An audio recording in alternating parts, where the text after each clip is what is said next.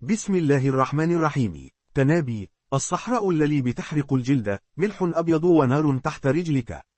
غيرك فاكر الصحاري كلها رمل أصفر وحر فقط. لكن صحراء وايت ساندز في نيو مكسيكو بأمريكا هي أغرب صحراء على وجه الأرض. كلها رمل أبيض جبسي بيلمع زي الثلج. بالنهار بيعمي العين من شدة اللمعان، وبالليل بيسمع الناس فيها أصواتا غريبة وضوء بيلف في السماء. والجديد الذي ما تعرفهوش، الجيش الأمريكي عمل في هذه الصحراء أول تجربة نووية في التاريخ سنة 1945. ومن يومها والناس بيقولوا إن الأرض هناك مشعة ومش بتنبت فيها حاجة. الرمل الأبيض هذا ناعم زي الدقيق لكن بيحرق الجلد لو مشيت عليه حافي. ودرجة الحرارة على سطحه بتوصل 60 درجة في الظل.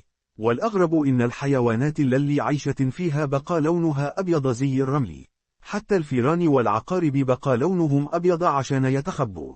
فصحراء وايت ساندز ليست صحراء عادية، بل هي أرض ملعونة ومشعة ومخيفة. لتعرف إيه الذي حصل في التجربة النووية وليه الصحراء بيقول عليها ملعونة، اشترك في قناة صحارى العالم واستنى الفيديو الكامل على القناة. والسلام عليكم ورحمة الله وبركاته.